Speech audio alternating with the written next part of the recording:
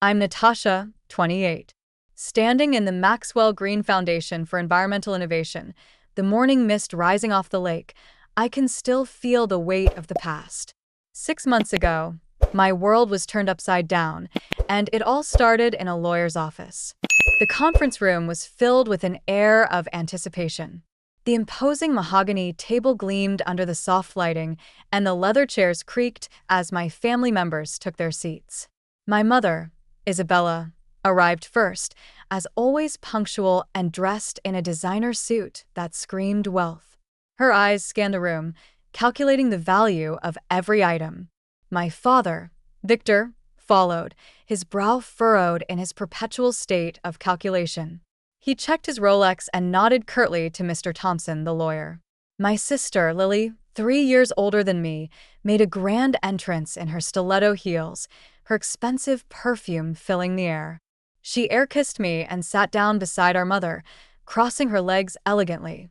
I sat slightly apart from them, feeling like an outsider in my own family. Mr. Thompson cleared his throat and began, "Thank you all for coming." Mr. Green was very specific about how this proceeding should unfold.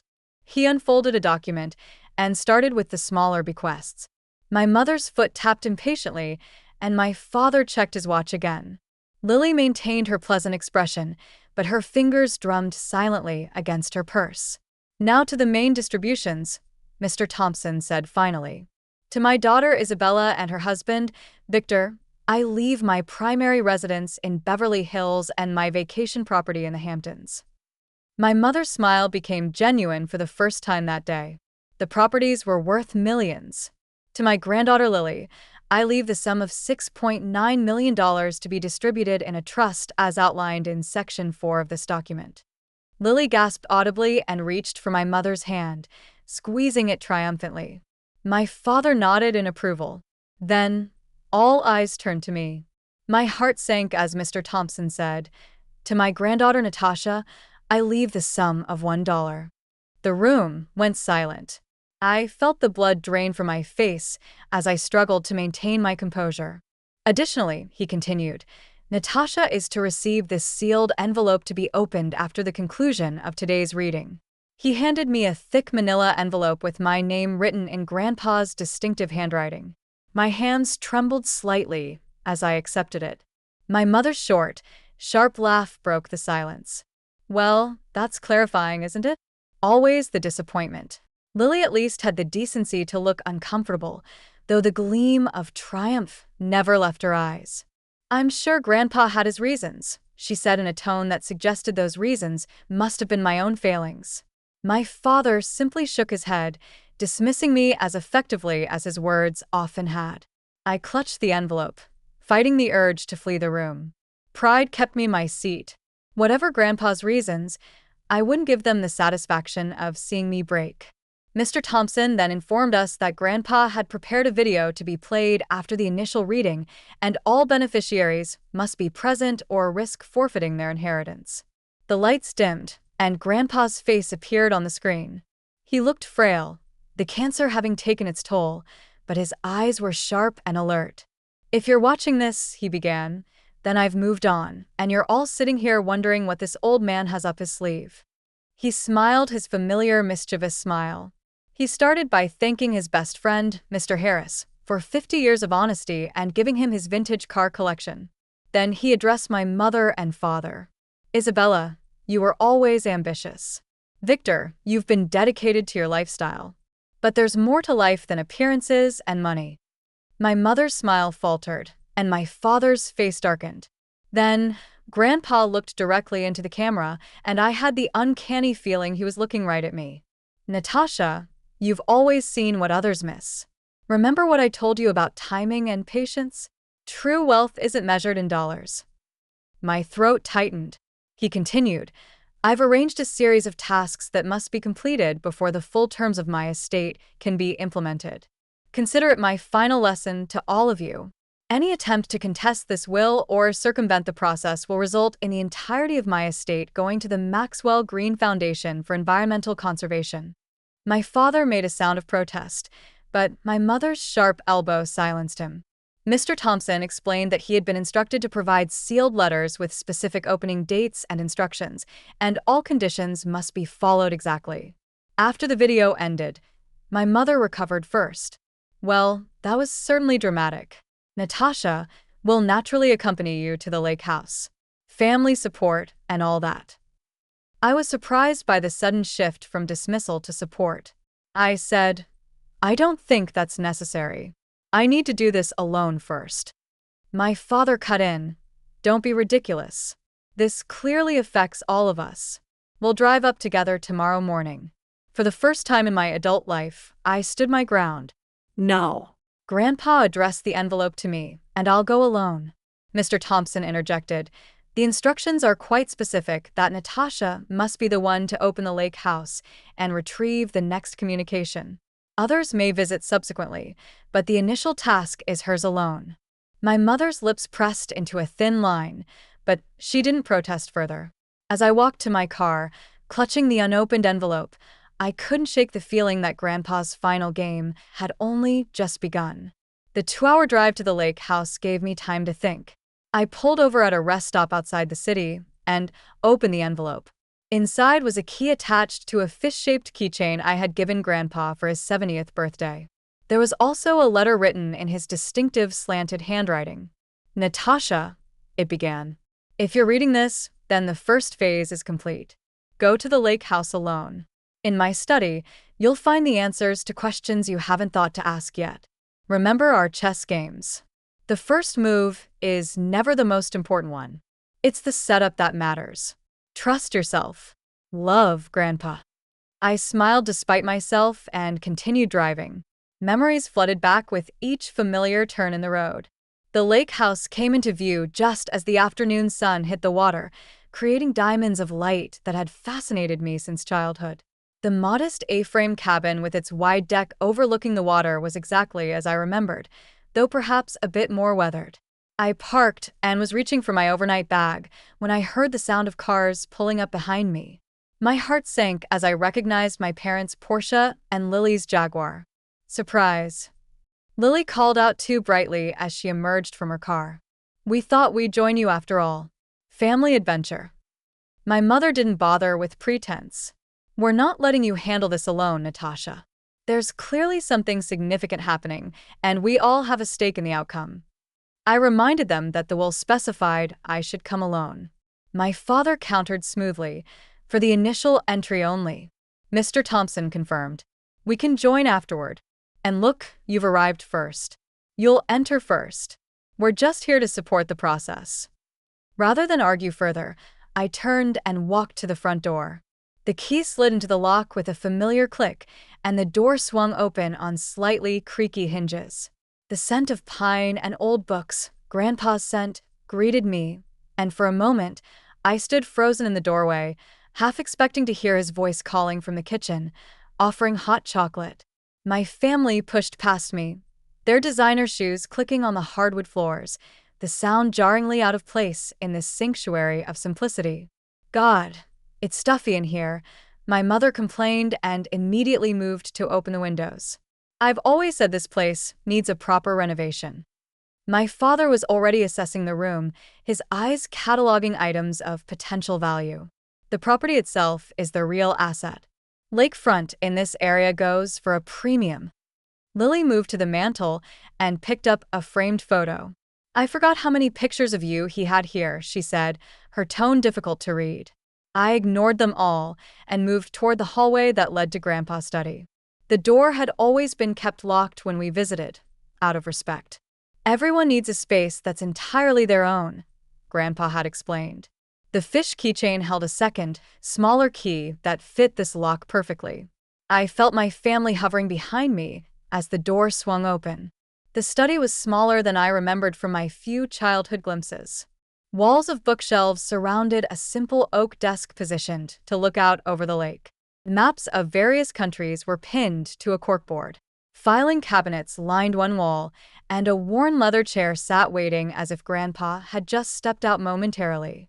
Start looking for anything valuable, my father instructed and immediately moved to the filing cabinets.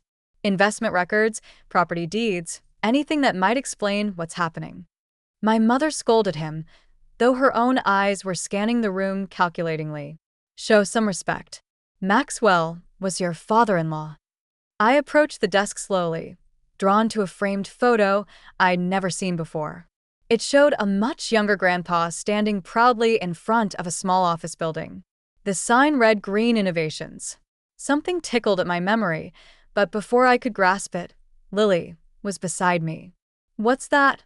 she asked, reaching for the photo. "I don't know," I admitted. "I've never seen it before." My father glanced over. Green Innovations. Never heard of it. Something in his tone made me look up sharply, but his expression gave nothing away as he returned to rifling through files. On the desk lay a single sheet of paper with a series of numbers written on it, followed by a question. Where did it all begin? "It's a puzzle," I murmured, studying the numbers. They look like dates followed by dollar amounts. The earliest was from 50 years ago, 1972. That number resonated with something Grandpa had once told me about his first investment. While my family continued searching the room, I sat in Grandpa's chair and opened the desk drawer. Inside was a leather-bound book with first steps embossed on the cover. When I opened it, I found records of Grandpa's earliest investments, including the $2,500 he'd invested in a small technology company in 1972, his first major success. My mother appeared at my shoulder. "What did you find?" "Just Grandpa's old investment diary," I said, continuing to page through it. The final entry caught my eye, a note that seemed out of place among the financial records. "The truth is in the foundation. Remember to look beneath the surface." As I pondered this, my attention was drawn to a small decorative knight that had always sat on Grandpa's desk. On impulse, I picked it up and examined it. The bottom felt loose. When I twisted it, the base came away, revealing a tiny compartment containing a small key and a folded note. "What's that?" Lily asked suddenly beside me again. "I'm not sure," I said truthfully and unfolded the note. Second letter in the floor safe. Combination date of betrayal. My father had found an old photo album and was flipping through it impatiently. "Nothing but sentimental nonsense," he muttered and tossed it aside carelessly. Several photos slipped out, scattering across the floor. My mother snapped at him, but she wasn't concerned about the photos. She was pulling pages from the album and examining them closely before discarding those that apparently didn't interest her. There must be some record of his investments here. I knelt to gather the fallen photos, noticing they were mostly of Grandpa with my mother as a child and later with me. One caught my attention. A newspaper clipping with a headline, "Local Entrepreneur Sells Patent for Millions." Grandpa stood shaking hands with another man, both smiling for the camera. The caption read, "Maxwell Green sells innovative circuit design to Star Technologies." "Mom," I said slowly, "did Grandpa own a company called Green Innovations?" Her hands froze in their destructive sorting. "That was before your time," she dismissed. "A small venture that didn't amount to much." But her voice had an edge. I recognized the same tone she used when covering up something uncomfortable at dinner parties. Meanwhile, I was examining the floor, looking for any sign of a safe. In the corner, partially hidden by a small rug, I noticed a seam in the hardwood. Pulling back the rug revealed a floor safe, its dial waiting for the combination. Date of betrayal. I murmured to myself. What did that mean? My father was on his phone speaking in low tones about property values and development potential. Lily was opening and closing books on the shelves, checking for hidden contents. I stared at the newspaper clipping again, noting the date, May 15th, 1992. Something clicked in my mind. I entered the numbers 51592 into the safe's combination dial. With a satisfying click, the door released. Inside was another envelope, thicker than the first, and a small leather notebook with a rubber band around it. Before anyone could reach it, I grabbed both items and stood up. "What did you find?" My father was suddenly focused entirely on me, his phone call forgotten. "Another letter from Grandpa," I said, holding the envelope close. "And a notebook." "Well, open it," my mother demanded, her composure slipping further. This treasure hunt has gone on long enough. I think I'm supposed to read it privately first, I said, thinking quickly. That's absurd. My father cut in. This concerns all of us. Whatever game your grandfather is playing affects the entire family. I reminded them that the will was clear about following Grandpa's instructions exactly. I'm not risking the charitable remainder clause because you're impatient. My mother's eyes narrowed dangerously. Natasha, you'll show us that letter immediately. We are your parents, and this is a family matter. Something in me snapped. Years of being dismissed, overlooked, and criticized crystallized into a moment of perfect clarity and resolve. No, I said simply. Grandpa addressed this to me. I'll read it first and share what's appropriate afterward. My father took a step toward me, his face darkening. You ungrateful. Stop it, Dad, Lily interrupted suddenly. She's right. We can't risk triggering that clause. My parents turned to her in surprise. Lily never contradicted them. She shrugged, her expression unreadable. I have 6.9 million reasons to make sure we follow the rules exactly. Let Natasha read the letter first. I seized the moment to move toward the door. I'm going to read this in private. I'll let you know if there's anything you need to know. This is ridiculous, my mother fumed. What could possibly be so secret? I guess we'll find out, I replied and walked out of the study with more confidence than I felt. As I headed for the door, Lily followed me into the hallway. Natasha, wait, she said, her voice unusually hesitant. There's something you should know. I paused and studied my sister's face. For once, her perfect mask had slipped, revealing genuine conflict underneath. What is it? She glanced back toward the study, ensuring our parents couldn't hear. Things aren't great with Mom and Dad financially. Dad's firm lost some major clients last year. They've been living on credit and appearances. They're counting on this inheritance. The revelation shouldn't have surprised me given our family's obsession with status, but it did. Why are you telling me this? Lily's smile was bitter. Maybe I'm tired of the act too. Just be careful. They're desperate and desperate people do desperate things. Before I could respond, we heard our parents emerging from the study. I hurried out the front door, the letter and notebook clutched tightly against my chest. I drove into town and checked into the small inn where Grandpa and I used to have lunch after our fishing trips. The innkeeper, Mrs. Carter, recognized me immediately. Natasha, it's been too long, she said warmly. I was so sorry to hear about Maxwell. He was one of the good ones. Thanks, Mrs. Carter. I miss him. Are you staying at the lake house? She asked, handing me a room key. Not tonight. Too many memories, I said, not mentioning the family invasion. And I need some quiet to go through some of Grandpa's papers. She nodded understandingly. Room 8 has the best view of the mountains. Maxwell always said it helped him think. Once settled in the cozy room, I spread the contents of the envelope on the bed. There was another letter from Grandpa, but also several legal documents and old newspaper clippings. I opened the notebook first. What I found inside stunned me. It was a detailed record of Grandpa's true financial holdings, far more extensive than what had been revealed in the will. Properties across 3 continents, investment portfolios, patents, and business interests totaling well over $24 million. The $1 I inherited seemed even more symbolic in comparison. I turned to Grandpa's letter next, my hands trembling slightly. Natasha, it began. If you're reading this, you've taken the first step in understanding why things are as they are. The notebook contains the truth about my estate. Far more substantial than what was revealed at the reading, but money is just money. What matters is the truth behind it. Your next task is to investigate Green Innovations. The company's records are held by Mr. Thompson in a separate file. Call him, and he'll provide access. Once you understand what happened there, you'll know why I've structured things this way. Be careful. The people closest to us can sometimes be the ones we know least. Trust your instincts. They've always been good. Love, Grandpa. I immediately called Mr. Thompson, who wasn't surprised to hear from me. Maxwell anticipated your call around this time, he said. I have the Green Innovations files ready. I can send them securely to your email now.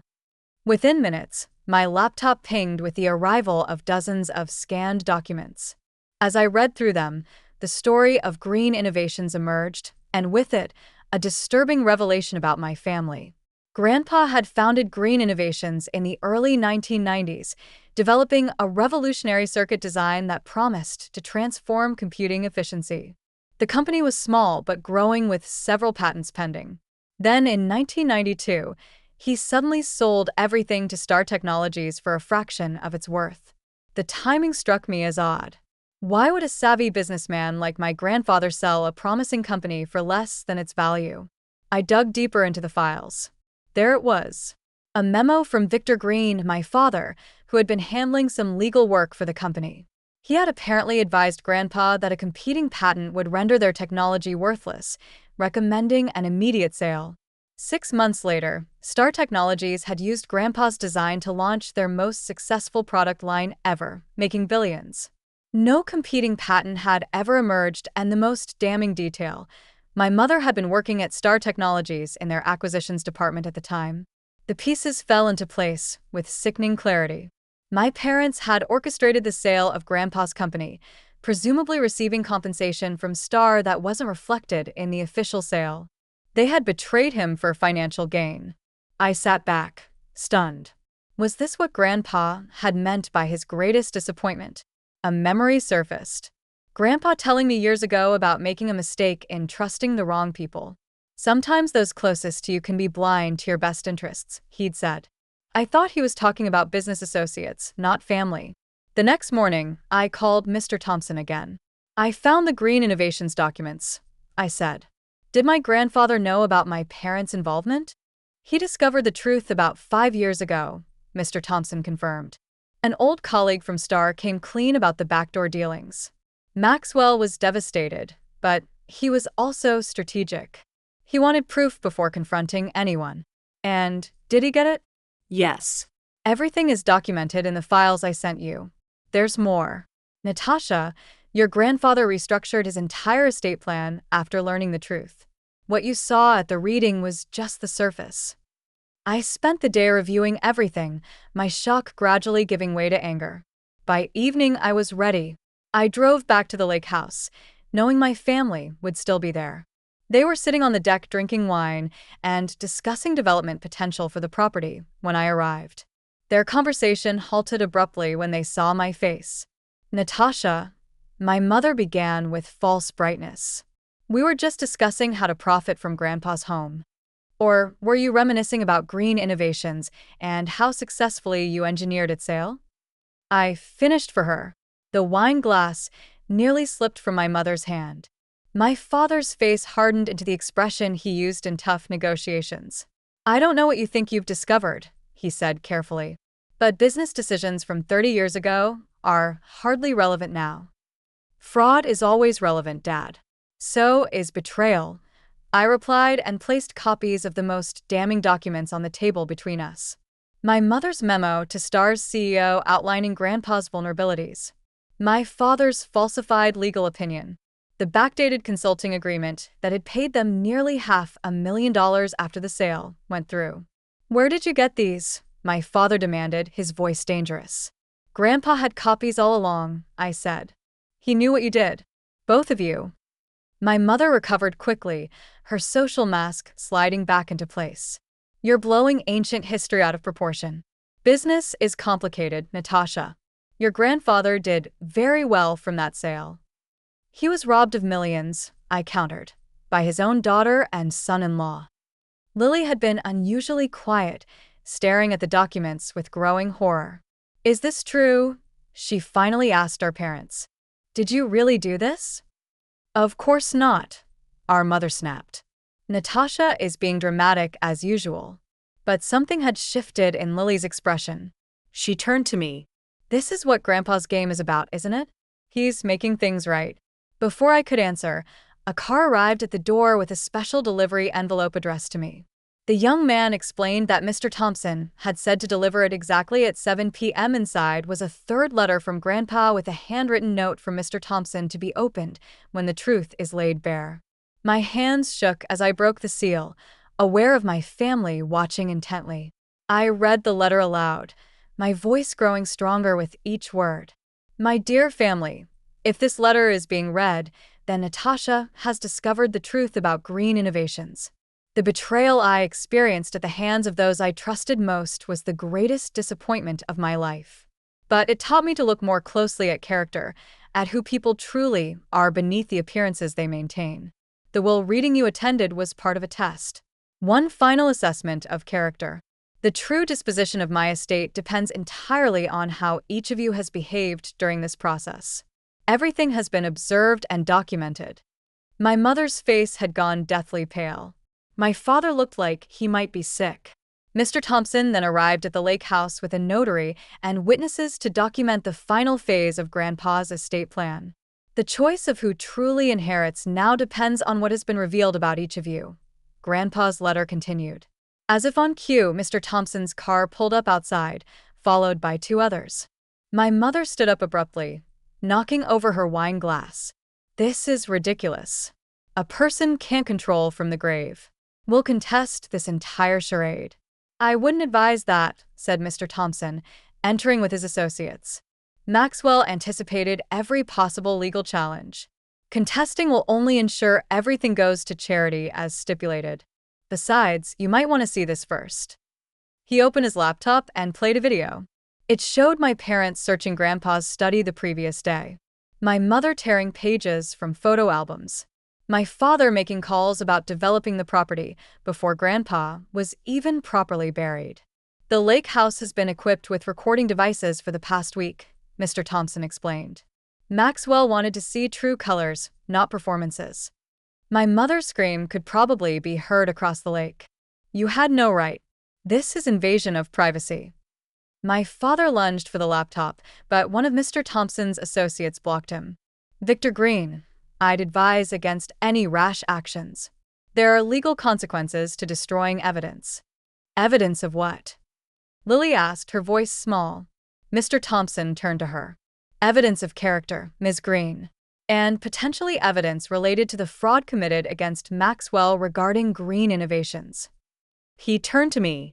Natasha, your grandfather left instructions that you should be the one to make the final decision once all facts were known. What decision? I asked, confused.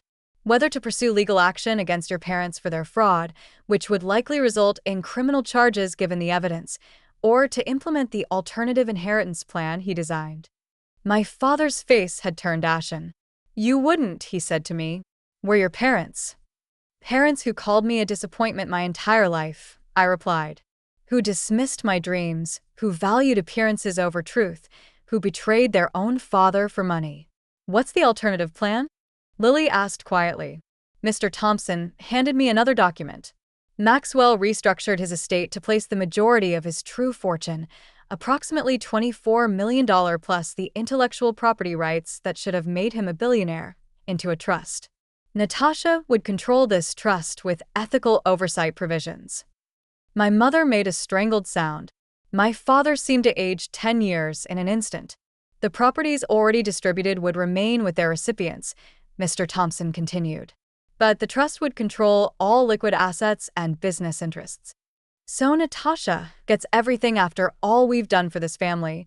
My mother's voice had taken on a hysterical edge. What exactly have you done for this family, Mom? I asked quietly. Lie, manipulate, betray. You ungrateful little. She began, but Lily cut her off. Stop it, Mom. Just stop. It's over. We've lost.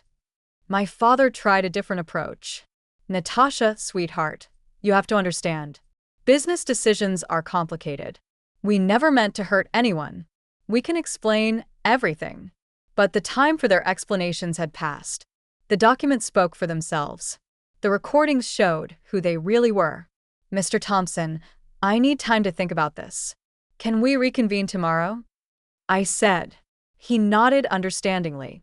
Of course. Maxwell left one final message for this moment. Would you like to hear it? At my nod, he played a short audio clip of Grandpa's voice. Forgiveness is optional, Natasha. Wisdom is mandatory. Whatever you decide, do it with clarity and purpose, not emotion. My parents and Lily left shortly after, my mother in tears, my father in stony silence. Lily paused at the door, looking back at me with an expression I couldn't quite read. For what it's worth, I didn't know about green innovations. But I've known things weren't right for a long time and said nothing. I'm not much better than they are. After everyone had gone, I sat alone in Grandpa's study, looking out at the lake as the sun set. On the desk was a photo I hadn't noticed before. Grandpa and me on this very dock, fishing rods in hand, both of us laughing. He had written on the back, "True wealth is measured in moments like these." For the first time since his death, I cried freely, mourning not just his loss, but the family I had never truly had. The next morning dawned clear and bright. The lake was a perfect mirror of the blue sky. I had barely slept, weighing options and consequences, trying to separate justice from vengeance, healing from harm. By sunrise, I knew what I needed to do. I called Mr. Thompson and asked him to arrange a meeting at the lake house. "Everyone should be there," I said. "My parents, Lily, you and your witnesses, and Mr. Harris, too. It's time to finish this." By noon, they had all gathered in the living room. My parents sat rigidly on the sofa, both dressed immaculately, as if appearance could somehow save them. Lily had chosen a seat slightly apart from them, her expression troubled but resolute. Mr. Harris sat by the window, his weathered face compassionate. Mr. Thompson and his associates maintained professional neutrality. I stood by the fireplace, Grandpa's final letter in my hands. I had found it that morning in his desk drawer marked for Natasha, when all is revealed. "Thank you all for coming," I began, surprised by the steadiness in my voice. "Yesterday, we learned some difficult truths about our family. Today we'll decide how to move forward." My father started to speak, but I held up my hand. "Please let me finish. I've spent the night thinking about what Grandpa was trying to teach us with this elaborate plan. It wasn't about punishment or even justice, though those elements exist. It was about truth and consequences." I opened the letter and read aloud. "Natasha, by now you understand why I structured things this way. The final decision is yours, but remember that whatever path you choose will shape not just your future, but who you become. Money can be a tool for good or a weapon for harm. Use it wisely. The truth has been revealed. What matters now is what you all do with it." I looked up at my family. Grandpa's master plan wasn't just about exposing the past. It was a test. One final opportunity to show who we really are when faced with uncomfortable truths. Mr. Thompson nodded. Maxwell was quite specific about this. The distribution of his true estate would be determined by how each of you behaved during this process. Everything has been documented, not just the past fraud, but your actions over the past week. He opened a folder. The video evidence from the lake house and other documentation shows a clear pattern of behavior. He turned to my parents. "Mr. and Mrs. Green, your actions demonstrated continued dishonesty, destruction of personal property, and planning to profit from assets before they were legally yours." My mother's face flushed with anger, but my father placed a restraining hand on her arm. "Lily," Mr. Thompson continued, "your behavior was mixed. You initially aligned with your parents, but showed moments of independence and honesty, particularly yesterday." Lily nodded slightly, her eyes downcast. "Natasha," he said, turning to me, "you followed your grandfather's instructions exactly, sought truth rather than advantage, and showed restraint when discoveries were made." As he spoke, two more people entered the room, a notary and Mr. Baker, who I recognized as the security expert who had installed Grandpa's home systems. "Mr. Baker has compiled all video and audio recordings as instructed," Mr. Thompson explained. "They've been secured as evidence should legal proceedings become necessary." At those words, my mother could contain herself no longer. "This is absurd. You can't possibly use secret recordings against us. We'll sue for invasion of privacy." "The lake house belongs to the estate," Mr. Thompson replied calmly. "Maxwell had every legal right to monitor his property. Additionally, there were disclosure notices posted, though you may not have noticed them." "This is a witch hunt," my father declared, attempting to regain control. Ancient business dealings being weaponized by a bitter old man. Is that what you think this is about, Victor? Mr. Harris spoke up for the first time. Maxwell wasn't bitter. He was heartbroken. He trusted you both, welcomed you as family. The money wasn't what hurt him. It was the betrayal. You have no idea what you're talking about, my mother snapped. Actually, I do, Mr. Harris replied quietly. I was there when he discovered the truth. He aged 10 years that day. Mr. Thompson cleared his throat. The evidence regarding green innovations has been reviewed by our legal team. There are clear indications of fraud, insider trading, and breach of fiduciary duty. The statute of limitations has expired on some aspects, but not all. My father paled visibly. What are you saying? I'm saying, Mr. Thompson replied, that should Natasha choose to pursue this matter legally, there would likely be both civil and criminal consequences. The room fell silent as all eyes turned to me. That's what this is about, isn't it? My mother said, her voice suddenly pleading. You want revenge.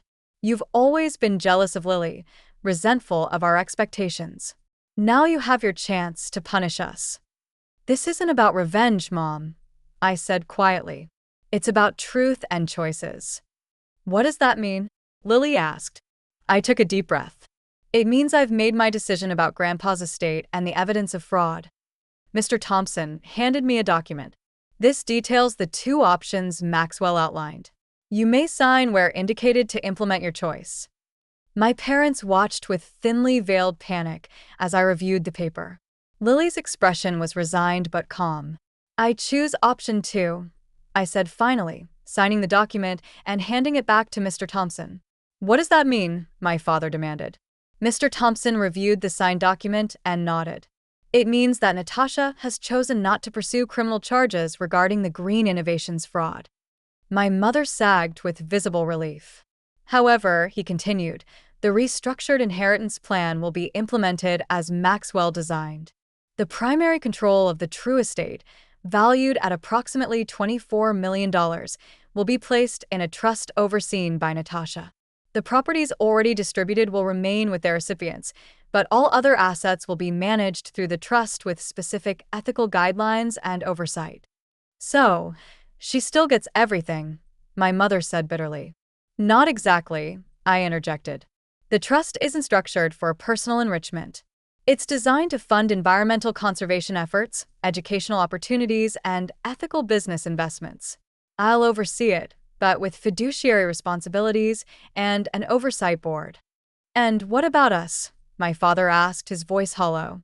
You keep the properties you've been given, which are substantial, but the cash distributions will be contingent on certain conditions. What conditions? Lily asked. I met her eyes directly. Honesty, accountability, a family counseling process to address the patterns that brought us here, and for Mom and Dad, community service hours with environmental organizations. My mother laughed incredulously. You can't be serious. I've never been more serious, I replied. This isn't punishment, Mom. It's an opportunity to rebuild on a foundation of truth instead of appearances. And if we refuse, my father challenged. Then the trust document stipulates that your portion will be redirected to the Maxwell Green Foundation for Environmental Conservation, Mr. Thompson answered. It's your choice. My father stood abruptly. This is emotional blackmail. We won't be part of it. Dad, stop, Lily said suddenly. Just stop. I accept the conditions, all of them. My parents stared at her in shock. I'm tired of the lies, she continued. Tired of the constant pressure to be perfect, to maintain appearances at all costs. I want something real for once. Lily, you can't mean that, my mother gasped. I do, Mom. I've been part of the problem too long. I knew things weren't right, but went along because it was easier. I'm done with that. A heavy silence fell over the room. This is your final decision, Mr. Thompson asked me formally. I nodded. Yes. No criminal charges, but the trust implemented as Grandpa designed with the conditions I've outlined. Very well. I'll file the necessary paperwork immediately. Mr. and Mrs. Green, you have 48 hours to accept or decline the conditions of your continued distributions. My father's face was stone. We'll need to consult our attorney. Of course, Mr. Thompson replied. Though, I should mention that Maxwell anticipated that response as well. The trust document includes a provision for legal challenges that would not work in your favor. As Mr. Thompson and his associates packed up their materials, my parents remained frozen on the sofa, the wreckage of their carefully constructed facade scattered around them. Elizabeth, Victor, Mr. Harris said gently. Maxwell didn't do this out of cruelty. He believed people could change if given the right motivation. Even at the end, he hoped you would. My mother turned away, but not before I caught the flash of something genuine in her eyes. Perhaps the first real emotion I'd seen from her in years. One by one, everyone left until only Lily and I remained in the living room. The afternoon sun cast long shadows across the floor as we sat in silence. The weight of the day's revelations settled around us. What happens now? She finally asked. I don't know exactly, I admitted. But for the first time, whatever happens will be based on truth, not illusions. She nodded slowly. I really didn't know about green innovations, Natasha, but I knew something wasn't right with Mom and Dad. I've always known. Why didn't you ever say anything? Her laugh was sad. Same reason you spent years trying to please them despite the constant criticism. They're our parents, and I was getting the benefits of being the favorite. She looked out at the lake. Grandpa liked you better, though. I was always jealous of that. He didn't like me better, I said. He saw me clearly. There's a difference. As the sun began to set, casting golden light across the water, I found Grandpa's final message, a handwritten note tucked into his favorite book on the shelf. It read simply, "The truth will set you free, but first it will make you very uncomfortable. Worth it every time. Love you, Natasha." Standing on the dock where we had spent so many hours together, I finally understood what he had been trying to teach me all along. True wealth wasn't in bank accounts or properties. It was in the courage to see clearly, to speak truth, and to remain true to yourself, even when it would be easier to look away. 6 months have passed since then. The lake house has transformed from a simple cabin into the headquarters of the Maxwell Green Foundation for Environmental Innovation. The main house remains largely unchanged, a testament to Grandpa's simple tastes and my desire to honor his memory. But the boathouse has been converted into a state-of-the-art research lab where scientists study sustainable technologies. I stand on the dock watching the morning mist rise off the water, remembering how Grandpa and I used to count fish jumping before breakfast. So much has changed, yet in the quietest moments, he still feels present. The foundation is flourishing beyond my wildest expectations. We've already funded 3 major conservation projects and established scholarships for students pursuing environmental science degrees. The Trust's ethical investment arm is backing promising startups focused on renewable energy and sustainable agriculture. The journey hasn't been smooth. The first months after the revelation were brutal in ways I hadn't anticipated. Despite my decision not to pursue criminal charges, the emotional fallout was severe. I found myself alternating between righteous anger and crushing doubt. Had I done the right thing? Was I honoring Grandpa's legacy or somehow betraying it by not seeking full justice? Weekly therapy sessions became my lifeline. Dr. Lewis helped me navigate the complex grief I was experiencing, not just for Grandpa, but for the family I had thought I had, for the parents I had spent a lifetime trying to please. Grief isn't linear, she reminded me during one particularly difficult session. And where grieving is complicated by betrayal and years of emotional manipulation, be patient with yourself. My parents reacted exactly as I'd expected. After consulting multiple attorneys and discovering that Grandpa had indeed created an ironclad trust document, they reluctantly agreed to the conditions I had set. The community service requirement was particularly grating to my mother, who complained bitterly about digging in dirt with common volunteers at the Urban Garden Project. But something unexpected happened around the 3-month mark. My father called me, his voice lacking its usual authoritative edge. "The Watershed Restoration Project," he said awkwardly. "It's actually interesting." The engineer explained how the natural filtration system works. "It's quite ingenious." It wasn't an apology or even an acknowledgement of past wrongs, but it was something a tiny crack in the wall of denial and self-justification. My mother took longer. Her participation in the required family counseling sessions was initially performative at best, hostile at worst.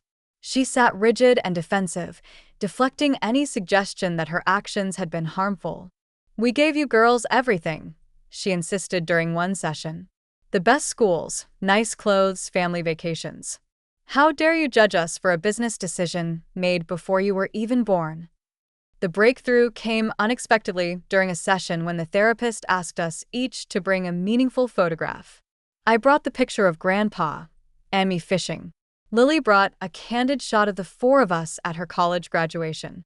My father chose a formal family portrait from when we were teenagers. My mother brought nothing, claiming to have forgotten the assignment. But at the end of the session, as we were gathering our things to leave, she pulled a creased photograph from her wallet and placed it silently on the table. It showed her as a young girl, maybe 7 or 8, sitting on Grandpa's shoulders at what appeared to be a county fair. Both were laughing, her small hands gripping his forehead, his larger ones securing her legs. "He taught me to be brave," she said quietly, not meeting our eyes. "To climb higher than seemed safe." I don't know when I forgot that. It wasn't a full reconciliation. I doubted we would ever have the warm, supportive relationship depicted in holiday commercials. But it was a moment of genuine emotion, a glimpse of the person beneath the perfect facade. Lily's journey surprised me most of all. Initially furious about the conditions attached to her inheritance, she had threatened to contest the will to side with our parents. But something shifted during the revelation at the lake house. 2 weeks after the final meeting, she showed up at my apartment unannounced, eyes red from crying. "I've been thinking about Grandpa," she said without preamble. "About how he always asked me real questions, not about my grades or achievements, but about what I thought about things. I never gave him real answers. I just said what I thought would sound impressive." She twisted her hands in her lap. "I don't think I know who I am without the act. Natasha, I've been playing a role for so long." That conversation marked the beginning of a fragile new relationship between us. Lily reduced her hours at the investment firm and began volunteering with one of the foundation's urban education initiatives.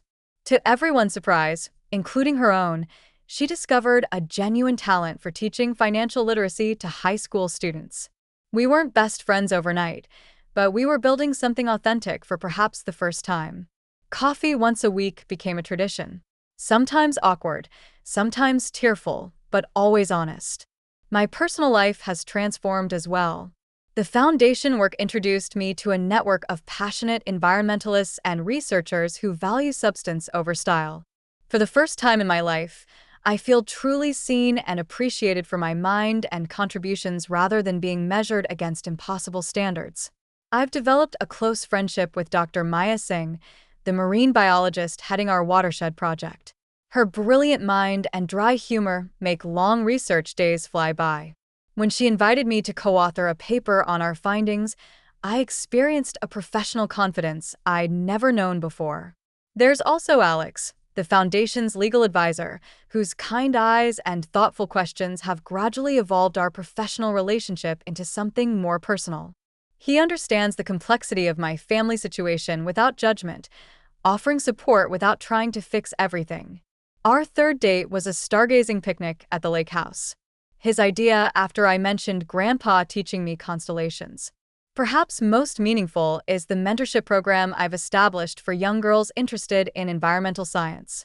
Watching them light up during field research trips, encouraging their questions and ideas, I feel Grandpa's influence coming full circle. I'm becoming for them what he was for me, a believer in their potential, an appreciator of their unique perspectives. The most unexpected encounter came 6 months to the day after the will reading. I was hosting a community open house at the foundation headquarters when I spotted my parents across the lawn. They weren't scheduled to be there. Their community service hours were normally on Wednesdays, and this was Saturday. They stood awkwardly at the periphery, my father examining the solar array with professional curiosity, my mother clutching her handbag like a shield. When they saw me notice them, my father gave a stiff nod. My mother attempted a smile that didn't quite succeed. I walked over, unsure what to expect. The facility looks impressive, my father said formally. A very professional operation. Thank you, I replied. We're particularly proud of the wetlands reconstruction. It's already showing improved water quality. My mother glanced around at the other attendees. Your grandfather would have approved, she said finally. He always did prefer practical applications to theory. Coming from her, this was practically effusive praise. I noticed she was wearing the simple pearl earrings Grandpa had given her for her 21st birthday, jewelry she had previously dismissed as too plain. Would you like a tour? I offered. They stayed for almost an hour, asking occasional questions, maintaining careful politeness. It wasn't forgiveness or reconciliation exactly, but it was an acknowledgement of the foundation of my work, of the reality beyond appearances. As they were leaving, my mother paused. Your sister mentioned you found Maxwell's journal. I was wondering. She stopped, seemingly unable to formulate her request. There are some entries about you, I said, understanding what she couldn't ask. From when you were young. Happy memories. I could share copies if you'd like. Something flickered across her face. Regret, perhaps, or longing. I would. Thank you. That evening, I sat in Grandpa's study, my study now, reading the journal he had left specifically for after the dust settles. Unlike the evidence and letters that had driven the revelations, this was simply his private thoughts, observations about life and family spanning decades. One entry dated shortly after he discovered the truth about green innovations caught my heart. The hardest lesson of my life has been learning that we can love people deeply and still not truly know them. Isabella was the light of my life from the moment she was born. Yet somewhere along the way, she became someone I don't recognize. Do we fail as parents when our children choose values so different from our own? Or is it simply the price of allowing them to be individuals? I cannot change her choices now, but perhaps I can still teach my granddaughters the value of integrity, especially Natasha, who sees the world with such clear eyes. Tears blurred my vision as I traced his handwriting with my fingertip. Even in his profound disappointment, he had been thinking of teaching, of growth, of future possibilities. The final page contained what I now consider my life manifesto, written in Grandpa's bold script. The greatest inheritance isn't money or property or even education. It's the clarity to see truth and the courage to stand for it.